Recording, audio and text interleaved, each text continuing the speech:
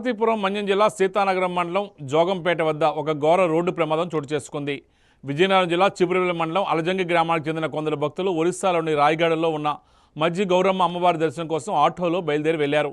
ఈ క్రమంలో ఉదయం 5 గంటల ప్రాంతంలో జోగంపేట గ్రామ సమీపంలోకి రాగానే వీరి ఆటోను ఒక వేగంగా వచ్చిన బొలెరో వాహనం బలంగా ఢీకొట్టింది.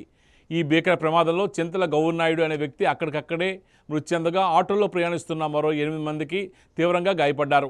స్థానికుల సమాచారంతో స్పందించిన పోలీసులు తక్షణమే ఘటనా స్థలానికి చేరుకుని క్షతగాతుల చికిత్స నిమిత్తం పార్వతీపురం మన్యం జిల్లా కేంద్ర ఆసుపత్రికి తరలించారు.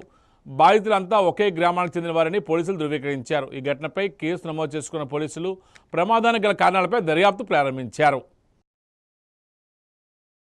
చీపురుపల్లి దగ్గర అలజింగ్ నుంచి వచ్చాము. మేము ఇక్కడ రాయగఢ్ గుడికి వచ్చాము. గుడికి వస్తే ఒక అతను వెనక నుంచి గుద్దేశారు. అందుకు దెబ్బలు తగిలేము. అందరికి ఒక 9 మంది వచ్చాము. అందులో 3 బాగానే ఉన్నారు. మిగిలిన వాళ్ళందరికీ దెబ్బలు తగిలాయి. మేము రాయగఢ్ వెళ్తున్నాం గుడికి. కూటమి ప్రభుత్వం